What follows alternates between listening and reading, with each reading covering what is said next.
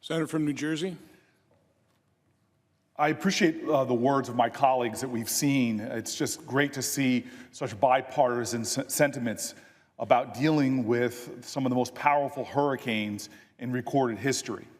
These hurricanes have left thousands of families homeless, destroying infrastructure, and leaving most people without power for the foreseeable future. There are thousands and thousands of individual stories of loss of life, of loss of possessions, of everything that people own, devastated by this storm. What's important to me now is that we turn these words into action. I'm grateful for the leadership we're seeing from the state of Texas and the state of Florida, but I want to focus in on what's happening in Puerto Rico and the Virgin Islands. We know that right now, close to 3.5 million American citizens in these islands are on the brink of a humanitarian catastrophe, including the 3.4 million people who live in Puerto Rico and over 100,000 Americans on the U.S. Virgin Islands. The American citizens living in Puerto Rico are part of a population that is bigger than the states of Wyoming, Vermont, North Dakota, and Alaska combined. But they don't have 8 senators representing them in this body, working for them, fighting for them. I know when we had Hurricane Sandy, Superstorm Sandy hit New Jersey, the constant work that Senator Menendez, myself, and my predecessor even, Senator Frank Lautenberg, all put to working on making sure that their community could recover. Well, we don't have direct senators representing this incredible population of Americans. They don't have folks here every single day that are pressing for the interests of these Americans, for their safety, their security, their lives. We have to, the 100 of us, step up to make sure that we are focusing on the interests of our fellow Americans after what has been one of the worst storms in recorded history. The Americans in Puerto Rico, they pay taxes. They love this country. They serve in the military. In fact, they serve in the military at a rate almost twice as high as the general U.S. population. These are patriots. They are our brothers and our sisters. These Americans deserve action from this body and from the President of the United States. Now, Puerto Rico's governor has spoken directly to this crisis, noting that just 40% of the residents of Puerto Rico have access to drinking water, meaning that 2 million American citizens right now in Puerto Rico do not have access to clean drinking water. This is a serious crisis, but more than this, we know the vast majority of Puerto Rican residents still don't have electricity. They're struggling to access food. They cannot have basic means of communications on the island and even to relatives and family here. They can't access bank accounts. Their sanitation systems have come to a complete standstill. And access to basic medications, often urgently needed medication and health care, is under threat. Now it's estimated that it's going to take months before power comes back, and that recovery and rebuilding will take years for the islands. But the next few weeks of recovery are critically important in the effort to save lives. I saw in Superstorm Sandy how it wasn't just the hurricane itself that took lives. In fact, in my city, it was in the hours and days after that people lost lives.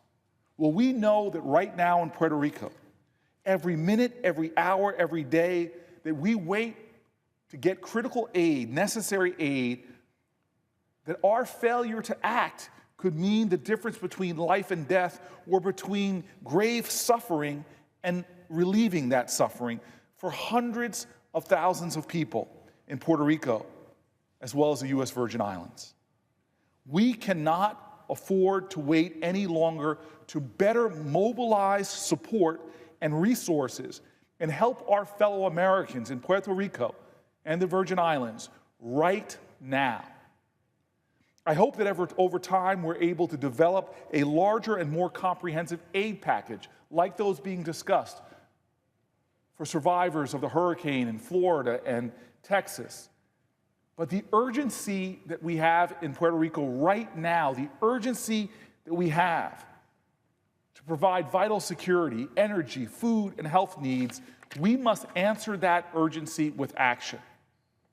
Puerto Rico needs U.S. military, disaster, and humanitarian assistance to maintain order and provide security and water, food, and fuel.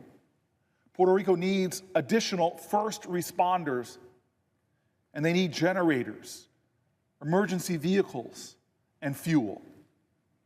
Also, Puerto Rico needs to see that its government, the United States government, they need to see us respond the way we have for other disasters. There cannot be a double standard when it comes to Americans. We are one country, we are one nation.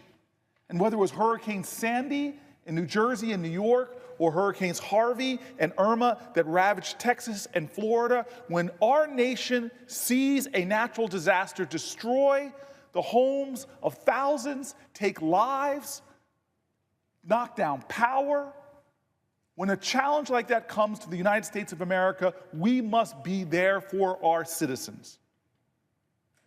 But yet I read one heartbreaking story of so many heartbreaking stories. And this just shows the lack of urgency, the lack of being present, the lack of being there when we're needed.